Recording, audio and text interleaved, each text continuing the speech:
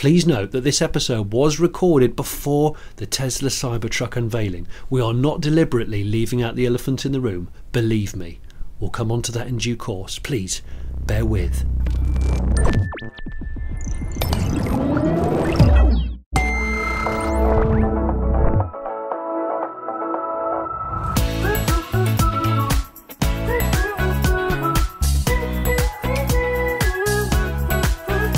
Hello and welcome to the Fully Charged Show podcast. My name is Robert Llewellyn and I'm joined today by a truly spectacular human being. Please introduce yourself. I'm Johnny Smith and I'm distinctly average, but I'm here huddled next to a radiator. Oh, isn't it nice? It's a very, very chilly day. There's a wintry theme. It's a wintry theme. And I've actually been outside quite a lot today already because there's a lot of men and women engineers here fitting a vehicle to grid charge point in my house, which we'll do a show about on Fully Charged. But, have you? But that's happening as I I actually speak. I can hear them doing a bit of hammering in the background, so they're wiring it in. So if we hear activity, tool-based activity... If you hear hammer drills and screaming, you'll know that someone's just drilled through their finger. But no, they're all very highly professional, highly skilled people. So it's going to be it's a really interesting... It's a real mystery still to me, vehicle to grid, but we're going to have a go with it. So effectively, at the moment, once they fitted it in, I could run the house off a Nissan Leaf for 2 days with no mains power, you know. Hang on, you've got a spare Nissan Leaf, I've just remembered. Yeah, well, yes, I have, and this is the classic thing of early adopters. Don't be an early adopter. So my lovely Nissan Leaf from 2011, I've moved it this morning, I still use it, it's a fantastic car, it really is good, doesn't have the capability of doing vehicle to grid. It was the next generation of Leafs that could do it. Oh, so it's too early. So it's too early. So we're using the fully charged crew car Nissan Leaf that we went to the Netherlands in, which Mark drove in the Netherlands. That one, that's coming up to be plugged in to be used as a test vehicle. A mule. It's being used as a mule. Yeah. Hey, I forgot to tell you, I had a really interesting conversation with my neighbour a couple of weeks ago. All right. He just casually put into the conversation that he has three-phase electricity. Oh, just like that. Bearing in mind, I live away from every other house apart from him, right, and one other bungalow, so we're quite away from the rest of the village.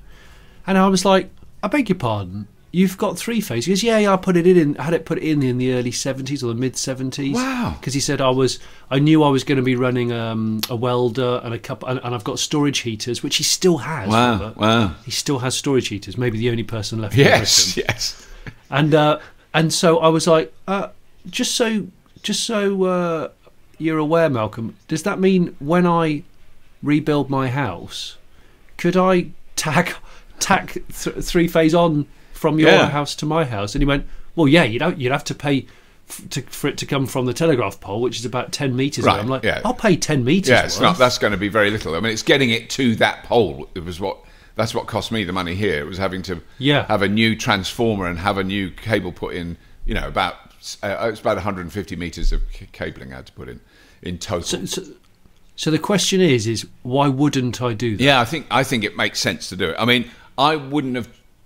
You know, the reason I've had to do it is because of the peculiarity of where we live and the fact that we're right on the tail end of a very old bit of grid.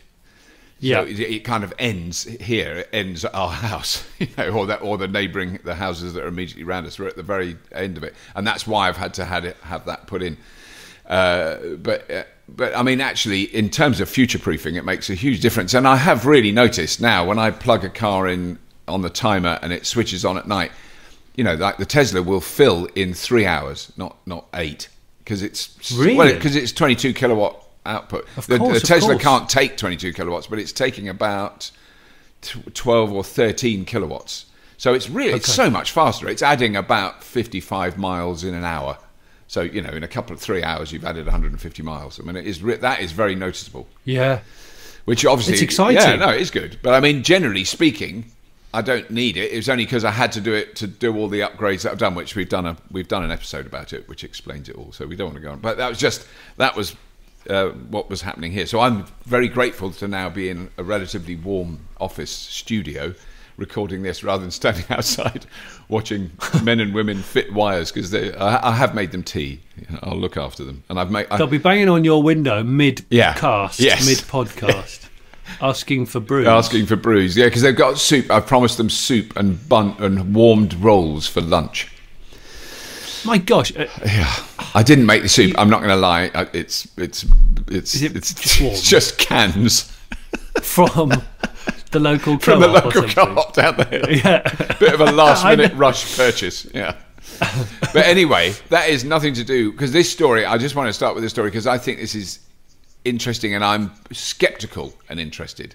But it's the Nikola Corporation. So Nikola trucks have been developing battery electric, and they're hydrogen fuel cell battery electric trucks. So it was people who were at Tesla who moved on and have developed these amazing trucks. And we're talking big rig American trucks, massive things with huge amounts of power.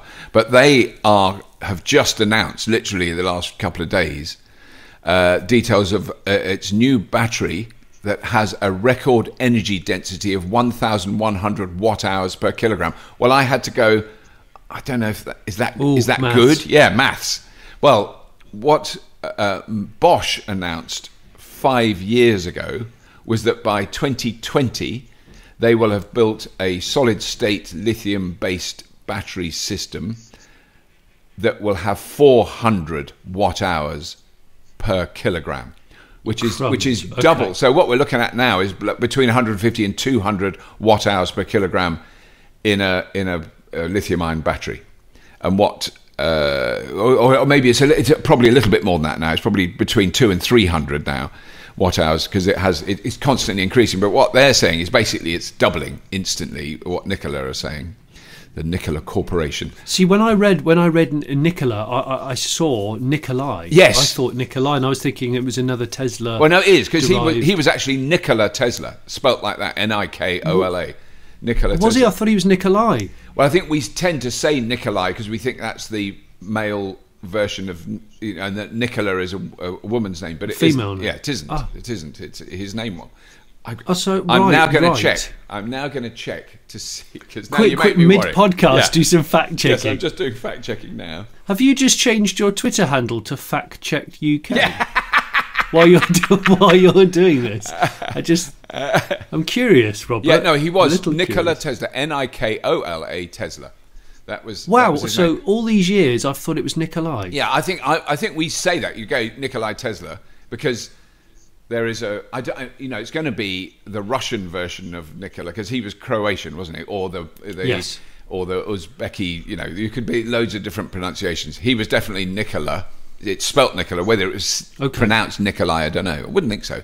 But so they're named after him. Obviously, they've done a sort of sub-brand.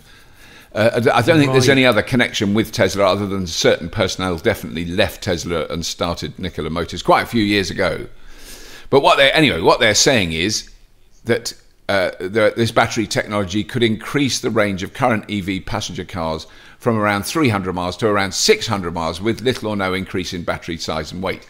So, goodness me, which would be, well, obviously is an extraordinary thing, but that's massive. It is a big jump. But then there is some skepticism, which I haven't got recorded here, but I've seen on a Twitter stream of, they're always announcing these amazing breakthroughs and nothing ever happens. So they're not even going to launch this until roughly this time next year. They will reveal this battery technology. Yeah, productionized. So they're going into production this year. They've got loads of people around it. So there is an event called Nikola World.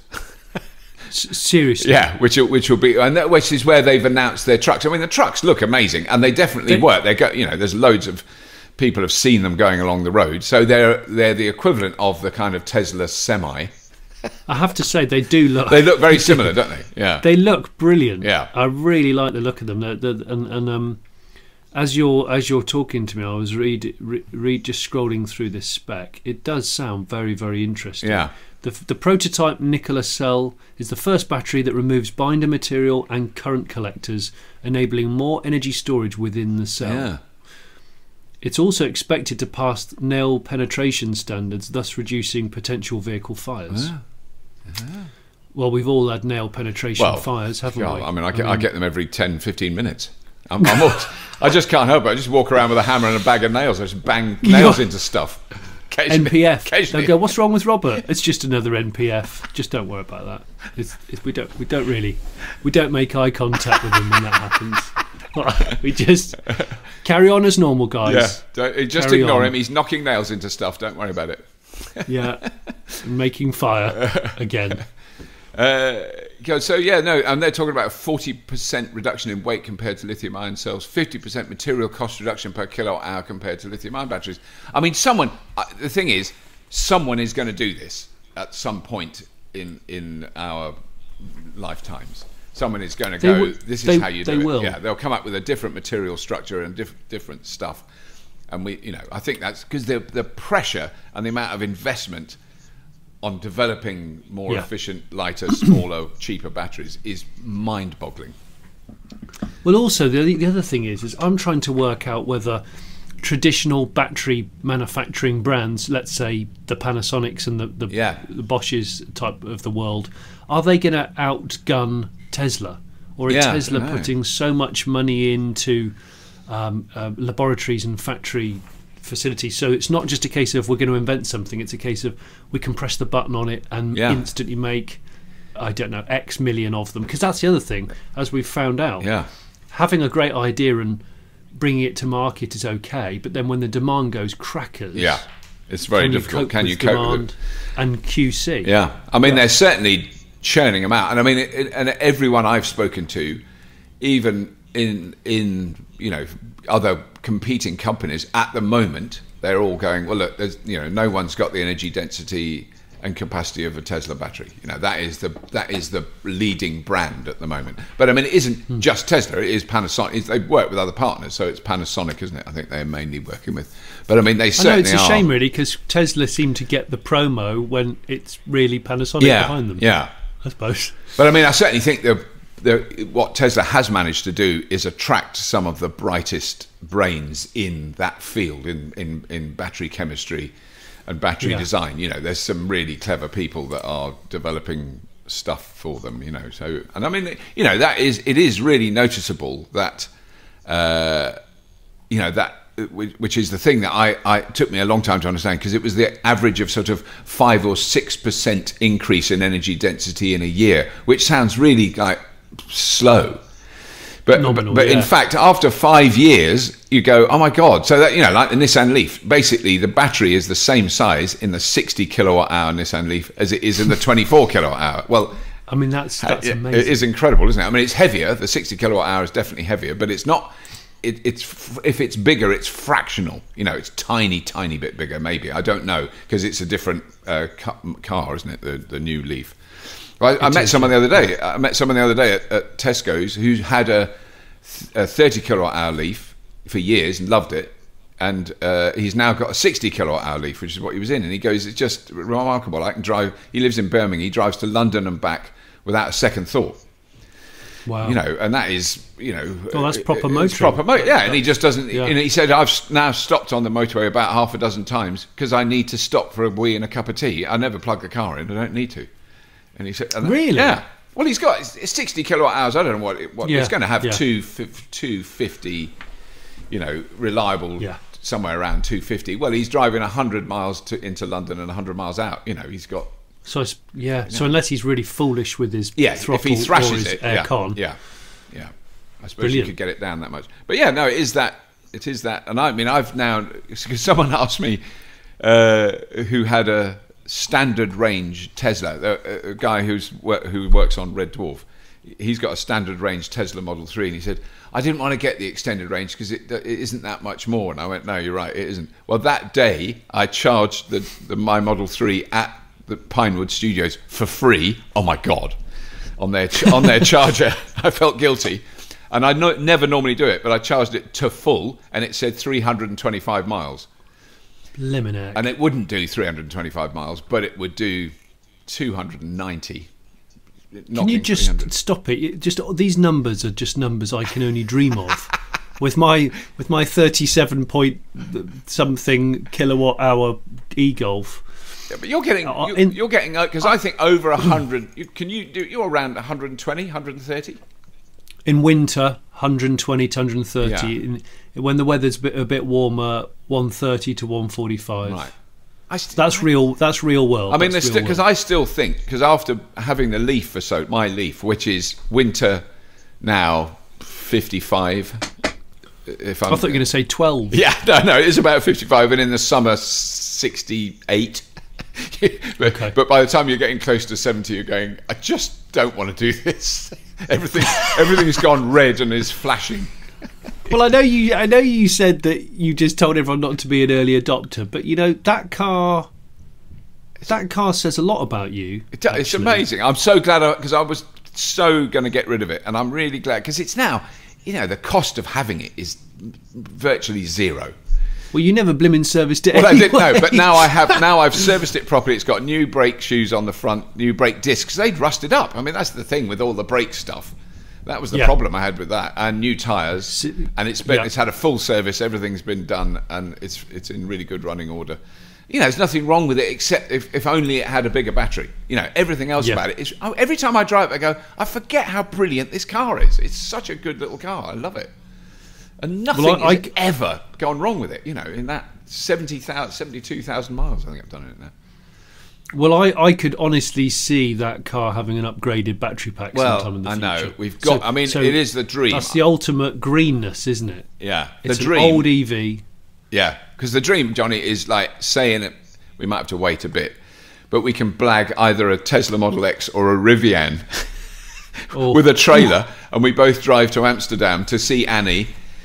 Because he can replace the battery in that, he can put a 30 kilowatt hour battery in it, and then the challenge would be driving it back from Amsterdam using, through the Netherlands. We know. Well, I'll stay in the Rivian. Yeah, stay in the Rivian. Right. Follow me. I'll just just in case I need a tow. But it's getting through Belgium would be the challenge. Netherlands is fine. You'd stop at Fastneds and charge it. It'd be no problem. But Belgium's always a bit of a challenge. Well, if you get stuck around Antwerp. You're just doomed. You just got to pull over and drink beer and sleep the night. Just throw yourself off a bridge. It's just not worth the effort. No, we shouldn't say things like that. Anyway, Nikola, very interested. I'm really hoping that we can find out more about that. We're going to have to wait a long time. It is one of those annoying things where it could be a game-changing battery cell technology. This episode is supported by Oscar and Hamish, purveyors of the finest tailored luggage for the frunk or froot and the trunk of your Tesla Model S, Model X or Model 3. Designed and handmade in England but shipping around the world, each set fits perfectly into all the weird and wonderful shapes of your Tesla. Now this is the important bit. Normally using the code fully charged gets you 10% off. However, this week, due to it being Black Friday and Cyber Monday and all that stuff, they're offering at Fully Charged Show podcast listeners and regeners 15% off plus free shipping, which means postage. But we decided to call it shipping these days, and I don't know why, even if it doesn't involve a ship. This is only until the 3rd of December, guys. So if you've been waiting now, this is the best time to do it, as we pretty much know this is going to be the lowest price they can go. I'm starting to sound like I'm doing a hard sell, but I'm not. So do it now whilst you can, while stocks last. Again, this is using the code fully charged in capital letters at the checkout.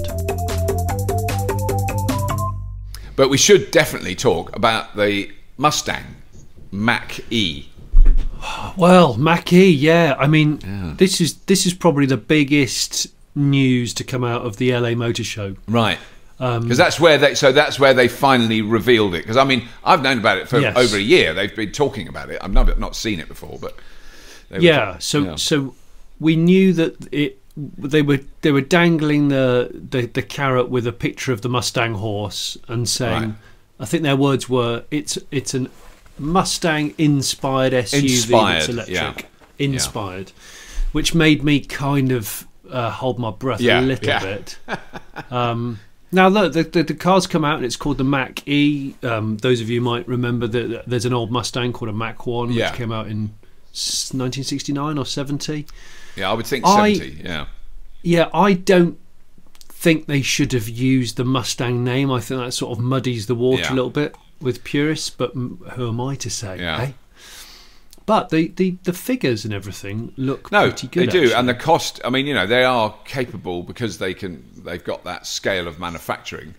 Because it is. I mean, I'm not saying it's cheap, but it technically in pounds or euros, it's about 34,000 quid. The base model.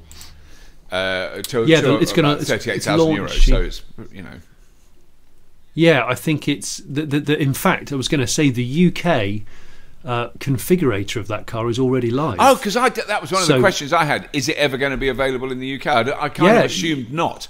But, I'm on it now. Wow. Ford.co.uk/cars/Mustang-Mach-E. And it's all in there. And in fact, the launch edition, as you know, the launch edition of these cars, first edition as it's called, is always a bit more expensive because you get it earlier and blah and blah.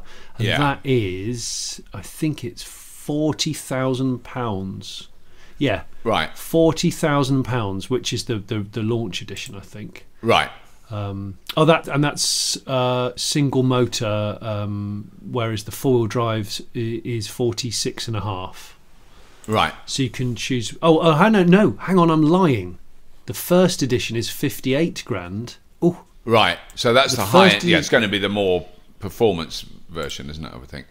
Yeah, so that's got the first edition is limited volume, comes with a panoramic roof, a 10-speaker B&O audio system, intelligent driver assists, and exclusive grabber blue metallic body colour, which is a good Ford blue colour. I don't know that. But normal prices are going to be, I reckon, a sliver under 40 grand. Yeah. Which is a car. Yeah, so, I mean, it's an expensive. It's basically a expensive SUV, but it's not £100,000. I mean, I think that was my. It's not like a Model X. It's a lot cheaper than that. It's sort of Model 3 price area, isn't it? It's more like that. Yeah, well, and a lot of people are saying that it's kind of Tesla Model Y rival before the Tesla Model Y arrives. So it's kind of a muscle car inspired looking fast-backed SUV. Yeah. It's coming out in 2020, so when VW are going hard with the ID, this is going to come out. I think the range topping version is going to have 332 horsepower. They're going to do an even more hardcore version, GT model, next year, called that's like 460 horsepower. Right. I think it's going to be made in Detroit. Right. When they launched it at the LA show, it was interesting. They used Idris Elba, and the way they kind of framed it was everybody thinks that the best technology and the best EVs come from Silicon Valley. Right. But Detroit started the game. Oh look, we're still here. Oh, right. Look, we've still got something worth looking at. Come on, guys, come and have a look. Right. Quick. And actually, from certain angles, I don't think the design's bad at all. No. I mean, it doesn't. I suppose what I was surprised when I first saw it was that I was such an idiot to expect it to look like the sort of classic late 60s fastback Mustang. No, it's not going to look like that. I mean, it might have, because it can't. No, it can't. Yeah. No. So, but that's why inside, Robert, is proper Tesla Model S cloning. Yeah, isn't it? I mean, the big screen is not like a bit like a Tesla, or I suppose that's a reference to No, it's exactly the same as a Tesla Model S. It is. Yeah, 15.5-inch touchscreen. Same size. It's the same. It's probably the same bloody screen. It's the same damn supplier, isn't it? Sure. Come on, who are you? Yeah. Samsung, who are you? Yeah. Come forward. LG, where are you? It will be. It's exactly the same. And it has a rotary dial fixed onto it using special glue. Apparently. No. Oh, that's a physical rotary dial at the bottom. Yes. Wow. So in other words, maybe while you're driving, you can actually hold on to the tactical knob. I nearly said it's not quite how I meant it, but you know what I mean. Because it's actually, this is a thing I've really become aware of, is that I remembered when I drove the Model 3 in Sweden, my first time I drove it any distance, it was really easy to control the screen because I'm right-handed. So I'm driving, left hand on the steering wheel, looking where I'm going, glance down, turn heater off. Easy as poo. And now in mine, where I'm not easy left, as poo. where I'm driving right hand on the steering wheel, glance down, finger won't go to where I want it to because it's my left hand and it's a bit naff. It's much harder to deal with a screen. I mean, it's still much better because it's much easier to reach than on the Model S. It's nearer, so you're not stretching so much. But it's still, I find that kind of annoying, whereas an actual button... So what I tend to do now when I'm driving, if I want to change something, is I hook my fingers under the screen, which you can do, and use my thumb because I'm more accurate with my left hand if it's, not wobbling around. Because my left arm's rubbish. I can't write with my left hand. I'm right-handed. My left hand is basically there for balance. And I think what you do, what a lot of people do, I rest I hold the top of the monitor or whatever it is with my fingers, so whatever bumps are occurring, I know I've got a fairly good purchase. Yeah, exactly that. And then I'll use my thumb. But it does beg the question: is that moving the game on, or is that just complicating the game? Occasionally, I miss a switch. When I drive the Kona, and you have to turn a knob to make the fan go up down. It's so easy. Well, tell me about it. It's so easy. And how many decades have we been turning knobs to make heating go up or down? It's like, many decades. The Mach-E. The Mach-E is good. I'll tell you the thing that I quite liked is the frunk, which is kind of annoying and silly because it's sort of... Anyway, theirs is not carpeted and it's got a drain hole in it. So one of the notions is you can fill it with ice when you go out on a picnic, so you can put all your beer bottles and drinks in it. Because you can absolutely fill it with ice. It doesn't need to be anything else. And then when the ice is melted, you just pull out the plug and it drains away. So it's a kind of washable... I was thinking more like, if you went on some hectic stag do and woke up in the morning and you realised, oh no, the duvet's wet. Oh, is that wee? Is it booze? Oh, I don't know. Quickly strip the bed down, put it all in the front. Leave a note to everybody. Sorry, guys, realised I had to get away early for a wedding. And just go. Just go. Obviously, make sure that you're not intoxicated, but just go. So that is... But the Mach-E. Well, the good thing is Ford are bringing something fully electrified that is not. It's not a compliant. It's not mild hybrid, and it's not a compliant car. That's the thing. It's a proper, mass-produced. It'll be a mass-produced car. No, I think it's great. I think it's really good. Obviously the choice for SUV is because they are the most popular, and the pickup truck, the F-150, will come soon. I was reading that they said this is the Mach-E sits on Ford EV platform called Global Electrified 2, or GE2 for short, which is an extensively reworked version of the architecture used for the latest Focus and the Cougar. Right. And it's going to be launched with 2 battery packs and 3 power outputs. Entry level, single motor, rear wheel drive, 75 kilowatt hour, 254 brake horsepower motor. Right. Or a 99 kilowatt hour battery and a 285 brake horsepower motor. Both produce 307 pounds-feet of torque with a claimed 0 to 60 of under 8 seconds, so not exactly quick. No. And a WLTP range of 280 to 370 miles. 370 is a little bit hard to believe. WLTP of 370. I mean, boom. That's I don't know how they've done that. No. And I don't know how they're going to sell it for the price, but bring it on. I mean, that bit is interesting. And then the twin motor all-wheel drive version is offered with a 75 kilowatt hour battery, 254 horse, or a 99 kilowatt hour and 332 horse. Right. And they've got more torque, 429 pounds-feet, sub 7 seconds 0 to 60. Right. With estimated ranges up to 335, and you can charge up to DC fast charge 150 kilowatts, which is good. Yeah. Because actually, the thing that I'm now thinking more and more, and certainly someone should do it, some manufacturer should do it, to go, not 0 to 60, perfectly adequate. That's what I want to see on the poster. Yeah. No, it doesn't do it in 1.3 seconds because that is one, insane. 2, wrecks the tyres, tears up the road, is bloody stupid, and a massive waste of energy. You're prolapse. You're just prolapse. Yeah. So I mean, why not have a car? When it's like the fact that it's 0 to 60 is 8 seconds. I'm sure that's fine. It's when you pull onto okay. I mean, I don't know. It might not be enough for me, but I'm a fussy swine. But it's more than enough for me. I mean, I like to get from 0 to 60 in about an hour. But yet you've got a Tesla Model 3, which will do it quite quickly. That's a much faster car than mine. I mean, I think let's look. Hang on, they're going to build the car in Mexico. Oh. And it's going to be exclusively sold online. First deliveries will be October 2020. Okay. But the configurator is live now. And they're 40 grand starting price as we speak. Right. Because it's going to be interesting. I'm really looking forward to having a go in it, because this is, I mean, because I've assumed we wouldn't ever, because it will be, or only if we ever get to the States, you know, that it'll only be there. But if they are doing right-hand drive in the UK, I mean, they should have press cars then by September, October next year, with a bit of luck. Oh, I would hope. Maybe sooner. We'll be driving that car before then. Yeah. You mark my words. Oh, good. You mark my words. Yeah. Well, the other weird thing is Ford at SEMA, the big kind of tuning show in Vegas. Yeah. That I've never been to, but I would like to. That was around about the 3rd or 4th of November. They brought out a Ford Mustang that was a collaborative thing with Webasto, who you might have heard of over the years. I have heard of, but I don't know what they do. But it's like tuning people, or what do they do? They do a lot of.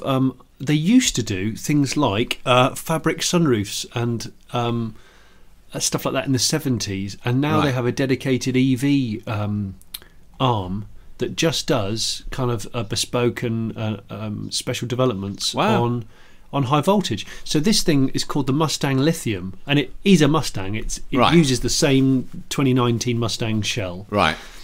But it was like a one-off concept for the show. 900 horsepower, 1,000 feet of torque. Wow. Still has a 6-speed manual gearbox that's been adapted to cope with the strain. Right. It's a Getrag manual box with a Torsen limited slip diff at the back. But yeah, it's 800 volts. Wow. And actually, I think it got quite a good reception. Right. You know, because you think this could be something that Ford consider doing, is the plug and play swaps. Yeah. That we've started seeing a bit, and I know GM have been considering doing this with V8s. You know, a swap out for a crate EV motor. Yeah. So we'll look that up, guys, if you're interested. The Mustang Lithium. The Mustang I Lithium. think it's quite. So you have to say it in your TV voice, Robert. This is the Mustang Lithium, one of the most powerful muscle cars in the world. That's what you I'm have to have talking the about. wind-blown runway where you're about to test the Mustang Lithium against a Eurofighter. I think you should always... Mustang Eurofighter, most powerful machine in the world. The Lithium. Stand back. Let women touch you as you drive. The power will blow you away. That's the one. I am unbuttoning my shirt as I drive. That's the way I roll. I want to have a pair of those gloves with the Velcro. My Uncle Phil used to have those. Oh, the driving. He had proper driving gloves. Stringbacks. And it had like cutouts on the fingers so that when you were driving at speed, you'd still be cool. Yeah, they were great. That was the 70s man about town glove. He was very, very smart. He had a. What did he have? A big Ford. Oh, a Zephyr. It was Zephyr or a Zodiac. But did one of those come with quite a big engine? I think it was. Yeah, the Zephyr 6. I think it was he had a Zephyr 6. Oh, was a straight 6, I think, right. and quite a nice old, very American. Very American. Big wings at the back. It didn't definitely. Column have shift might have been a probably, bench seat. I think it was a bench seat, column shift, and we would have sat in the front, no seat belts, while he smoked. Brilliant. Oh, and you can date that memory so quickly. Uncle Phil was chaining it in the Zephyr or Zephyr. I think it was a Zephyr. Zephyr 6 was the daddy car, I think. Yeah. But then, talking of here's a good segue. Talking of throwbacks to a previous era, the Morris van. I absolutely love this thing. I mean, the JE. Yeah. The Morris JE, isn't it amazing? I mean, it's a kind of. I'm hoping it's not just a kind of one-off quirky thing, and that they do actually manufacture them and sell them. But I don't quite know the background to the company. But because they're not. It's not a cheap electric van. No, it's more, I suppose, about style. It's taking the classic Morris J van, which. If you look up, I don't know, old Carry On films and vintage ice cream vans, you'll know the thing I mean. Yeah, but it does look. It's a really nice reconstruction of that styling, isn't it? I really love it. Yeah, but it's this mad marriage of very unashamed retro styling, but on a completely new platform with carbon fibre body panels to save on weight. And yeah, full EV drivetrain, 1,000 kilo payload, 5.5 cubic meter carrying capacity, 200-mile range apparently. Yeah. But yeah, 60 grand is quite steep, big. isn't it, for a van? Yes. Yeah. Very steep. So it's more about the style. I reckon they're probably aiming these at your boutique, high-end shops for doing inner London type of deliveries, or in a Parisian deliveries, or. Well, I mean, the photographs. It's so weird because the photographs of it. Because basically, we were invited to go and see it. Jonny and I discussed this at length, and it was agony because it was really near where I live. It's literally about 6 miles away, and it was in a warehouse. And we nearly got permission just to go and have a walk around. We couldn't drive it, so no one's driven it yet. But we touch it and sit. And it was that near, and then it just they wouldn't let us. And then so we missed the whole, because we could then have put a little episode out about it when it was launched. But what is so strange is their kind of PR pictures that they've put on all their stuff is taken in where we go and get fish and chips. So it's the local town to us, about 6 miles away, Broadway in Gloucestershire. It's a very beautiful, picturesque tourist town. We generally don't go shopping there because there aren't any shops unless you're desperate to buy antiques or red corduroy trousers with very high waists.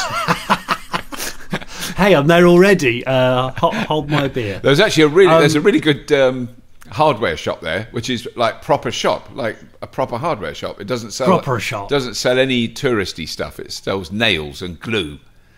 How big do you want your nails, Robert? Because I know you like knocking nails into things like batteries. Of course, is that where you get your battery nails? Of course.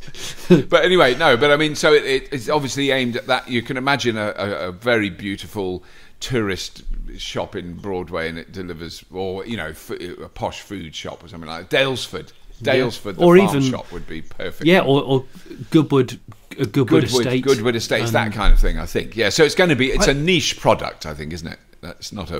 Well, it's interesting. It says it's officially not going to go into production until 2021. Right.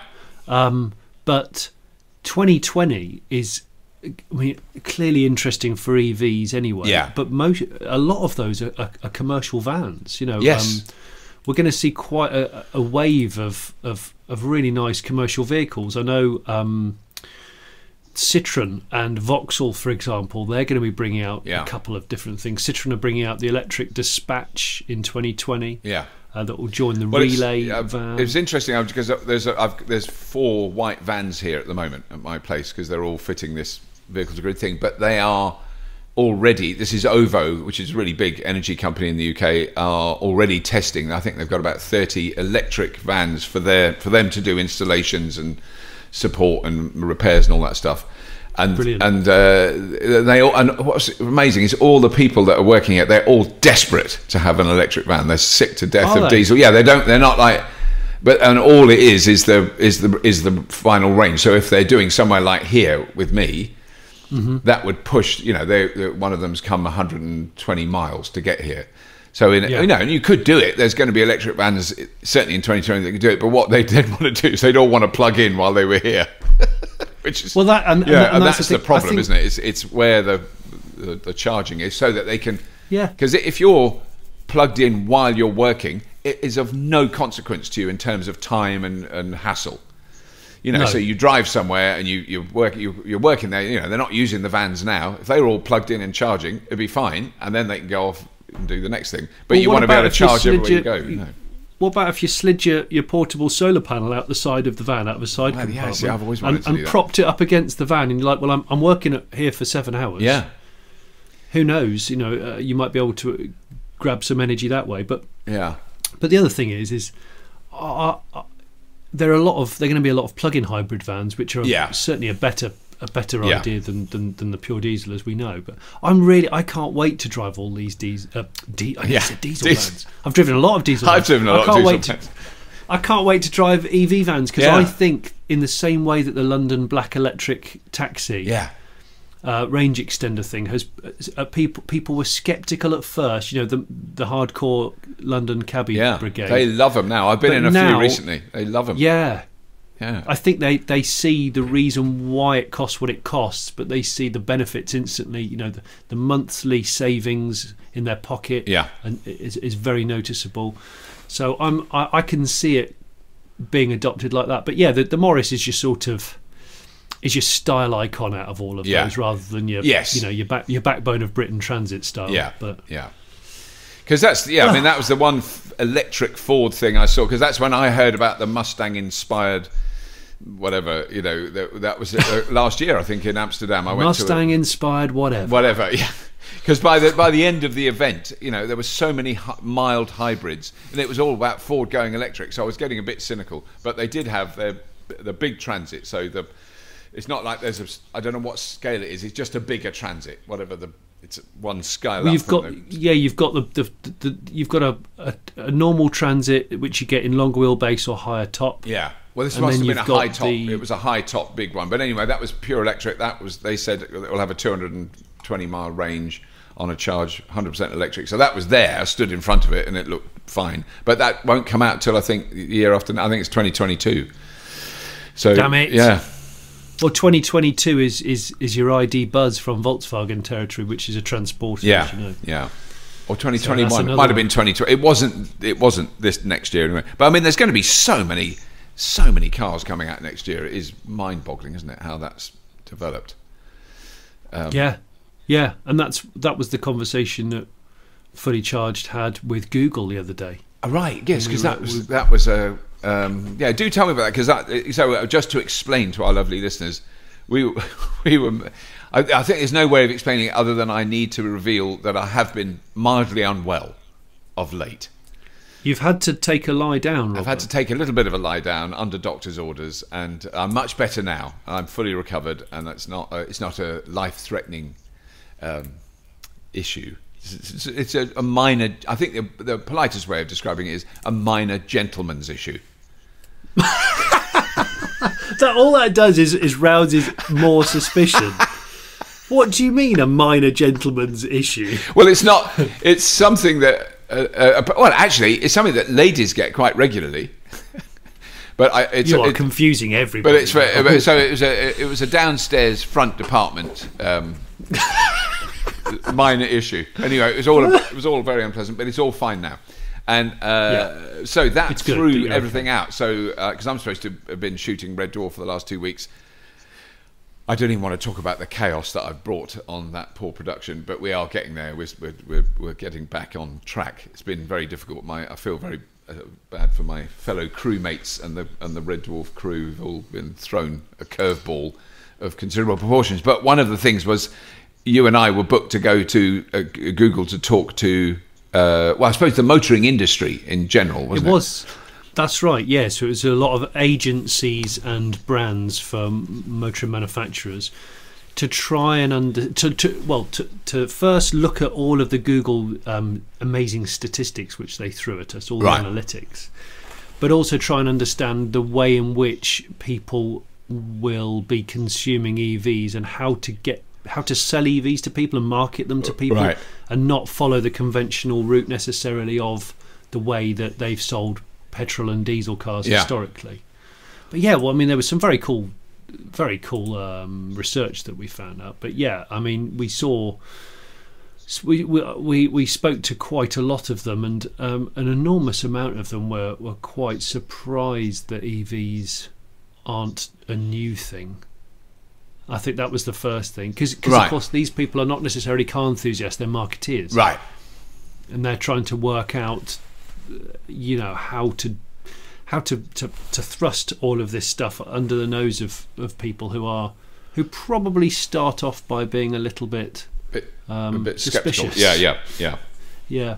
That was good. It was really good, and it was weird being in a Google building, knowing the power that Google has. Yeah, I know, it's extraordinary. Over everything and everybody. Because I have been to the building you were in there. Because I haven't been inside the other one at King's Cross, but I've been to the one in Victoria.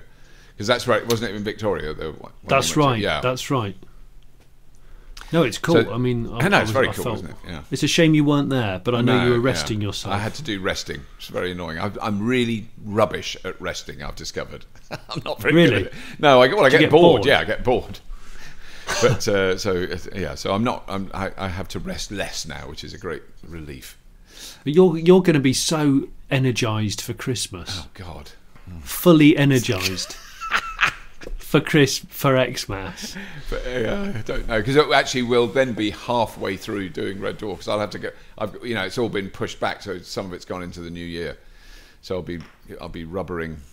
I mean, I don't want to talk about it because there might be people who are very interested in electric vehicles and fully charged and have no idea what Red Dwarf is. To which I can only say, if you go, it's something I've been doing for the last 31 years. If you want to Google it, but it's a comedy show. He has to dress up in rubber, to look like a mechanoid, which is a sort of robot. Yeah, am I right? Correct me if I'm no, wrong. that's right. He's a mechanoid. You know a bit more than I do. I can forget a lot, but yes, the character I play is a mechanoid. He's a glorified toilet cleaner. He started life as a toilet attendant or a bog bot. But he's broken some of his programming and become a sentient and very caring and ethically minded human. He's a robot. There's no point. He's a robot, and I used to watch Red Dwarf religiously when I was at school and at college. That's what makes it extra weird that I now work with you. It is strange, isn't it? Yeah, because we have been doing it a long time. Yeah. No, but it's good. It is great fun, and what we've shot so far is wonderful. The bits I've shot, and they've shot a lot more since I haven't been there, and we've got a lot of catching up to do. So it'll be good. And that'll come out Easter of 2020.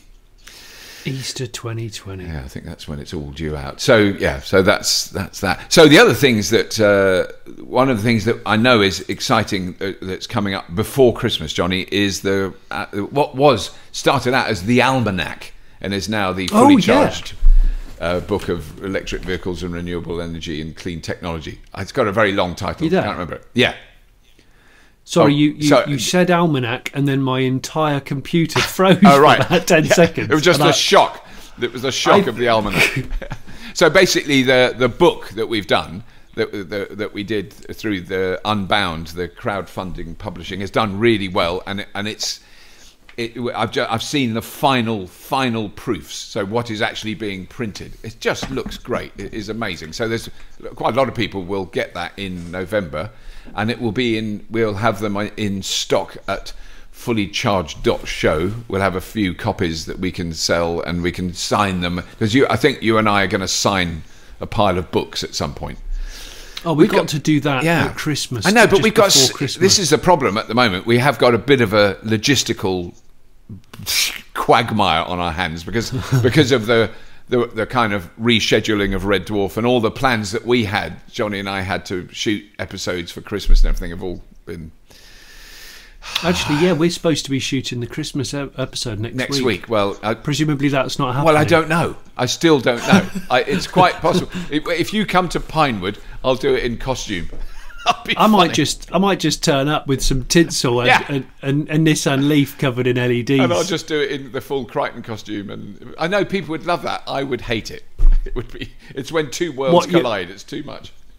I was going to say that's crossing the streams, isn't it? I think it is. Ghostbusters world. It is. It is literally crossing the streams. I think something terrible would happen. But hopefully we'll find time to do that between now and the holidays. Happy holidays! Hey, did you know? Yeah. You? I saw a couple of days ago that James May, ex Top Gear, now Grand Tour car engineering enthusiast, he's bought a Toyota Mirai. Yes, no, I did see that. Yeah, good on him. Because he's always been. He already owns a Model S. Yes, he's got a Model S, but he's bought the Mirai, which I think is great because someone needs to buy one, and I don't think they've sold a great deal. And, somebody needs to buy one, but also what I like about James is that he's in terms of engineering, he's open-minded and he's quite a progressive chap. Yeah. Oh no, so absolutely. He kind of gets it, doesn't he? Yeah. And I mean that's when I test drove that, it's such a great car to drive. If you forget about everything else, it's a really good... It's a bit like the Honda Clarity. Honda Clarity was one of the nicest cars I've ever driven, regardless of what made it go along. Just the actual design of it, the way it was beautiful to drive. And the Mirai is very similar. I mean, I think it's much better than a Prius. It's much better built. It's got a range of sort of 400 miles on a tank. The only problem is where you fill the bloody tank. That's a bit limited. That's really all that's holding it back. And it's got the same old arguments about the silly arguments about hydrogen. It does have a big battery pack. It has a 12 kilowatt hour battery pack as well as the tank, because that's the only way that a hydrogen fuel cell car can work. But it works really well. I thought it was a great car. And those things like ITM, I think Helen Chesky is going to do an episode about them, because they are producing hydrogen on site, so that it's a wind turbine that uses electricity, splits water, pressurizes the hydrogen, keeps it in a tank. You come along in your Mirai and you fill it up, and there's no transportation. There's minimal waste. It's from renewables. All that stuff. The fact that there's someone doing that and working on to make that work is fantastic, because that is a zero carbon transportation system. For whatever else. I mean, because there's all the arguments about hydrogen coming from natural gas, which most of it is still at the moment. But it's still. I can't help being sceptical about passenger cars. Trucks and buses makes total sense to me, but passenger cars, you just think, God, it does seem a bit complex. The packaging. Yeah. But especially if we're trying to make cars maybe smaller and lighter and more nimble. Yeah. Weirdly, at the Tokyo Motor Show, which was last week or the week before, they brought out a new Mirai concept, which actually looks quite pretty. Right. I haven't seen that. Shock horror, because the first Mirai, the current Mirai, it's out there, isn't it? It is out there. It looks like Cleopatra's eyebrows, pretty much, but with just some metal around it. It's just, I love the fact that it's so crackers. It's just so mad that you just go, ooh, guys. Yeah. But this new one, sort of a more low slung, kind of handsome saloon. But they're saying also that apart from an improved performance and driving dynamics, the range will increase by 30% compared to the outgoing car. So they're bringing it back. They're developing it still. Right. Oh, good. Yeah. In fact, there was some cool stuff at Tokyo. I didn't go, sadly, but some fantastic, crazy-looking electric Shihiza, which maybe I'll do a quick regen episode on or something. No, we should do. Because that was one of the other things we were going to do, was a sort of the cars that are coming in 2020 episode, which we should do. We'll find a gap in between our hectic schedules. Mind the gap. We will mine the gap. Get it? But anyway, let's wind it up, because I've got to go and look at my vehicle to grid charger. Very excited. Look at your V to G. I need to look at my V to G, see, make sure they put it in the right place. It'll be good. But so that is all for this. So that's. But I was talking about the damn book, the damn Almanac, the fully charged guide to electric vehicles and renewable energy 2020, which we did call it the Almanac. It's not called that anymore. I can't remember. It was voted out, the Almanac. But it is really good, and it's got some. I'd forgotten all the amazing people we got to write for it, including yourself. I did write something. Some really good stuff. Yeah, and I wrote a very short bit, but it's mainly really, Ewan McTurk's stuff about batteries is just legendary, and Helen and Emma Pinchbeck about renewables, really insightful. People who actually know the industry have written really brilliant bits in it, so it's really worth having a look at. I look forward to that. I've not seen it. I've not seen it at all. No, well, I haven't seen it as a book yet. We won't till end of this month, end of November. It should be in our hands. So that's it. So that's all, and more information about that is on fullycharged.show. Of course, I do like that address. That is quite cool, isn't it? Yeah, because it's for a while it feels like you've forgotten the rest of the sentence. Yeah, but then you realise that's it. That's it. Fullycharged.show. Yeah. And Fully Charged. So there's lots of brilliant episodes coming up on Fully Charged anyway before Christmas. Whether Jonny and I ever manage to do anything else, we are going to do a Christmas episode. But we're going to do, or we've got to do a by Christmas hook episode. or by crook. Yeah, we'll do. In fact, you know what? I'm gonna steal a Morris JE. Wouldn't that be lovely? I want to do it in the back of a Morris JE. I want to do it in the back of a Morris JE, and you're going to be dressed up as Father Christmas, and I'll be dressed up as a dubious elf. I think a slightly dodgy elf that's out on day release. It's got an ankle. It's got an ankle bracelet. Tag. Yeah, got a tag. Yeah, he's an Asbo elf. Asbo. Yeah, I'll do that. Yeah, in the spirit of Christmas, I'll do that. Bad Santa featuring Wrong and Elf. Yeah. I'll just be asleep after I've taken my antibiotics. Self-medicating Santa. No, that's just wrong. I love all the padding on Santa. He looks really good. No, none of that is padding, madam. That is Mr. Llewellyn. He's let himself go to seed rather badly. That is all. Well, let's wind it up there. Thank you very much, Jonny. It was lovely to have a natter with you. Thank you, Robert. It's good to see you. Hopefully we've covered some interesting topics, and we'll be back with more fully charged organic podcast goodness very, very soon. But please, so do. Oh no, you've got to do the subscribe and give us a review. Every now and then we see lovely reviews. We've had one in German the other day, which was really good because I didn't know. I had to translate it using Google Translate, and I was worried that it was going to be highly offensive. It wasn't. It was very, very nice. So thank you for those reviews, and it does help. Default to offensive. No, actually, it was really complimentary. Yeah, thank you. Yeah, no, it was very complimentary. Yeah, please, if you haven't already subscribed to the podcast, if you've liked it, give it a star rating. We're trying to convince as many people as possible that we're worth a 5-star rating. I don't know that apparently they give us tiger tokens or something if we do, or I don't know. We get more sherry at Christmas. Green shield stamps. We get green shield stamps, which is great because we can use them to buy things for our cars. But yeah, no, we really enjoy this. So we hope that you enjoy it. You know, it's not that organised, but that's the way Fully Charged is. Tends to be. It's organic. It does tend to be. It is organic. It's organic. And a little bit messy, but it gets there in the end. Marvellous. Anyway, that's wonderful. Thank you so much. And as always, if you have been, thank you for listening.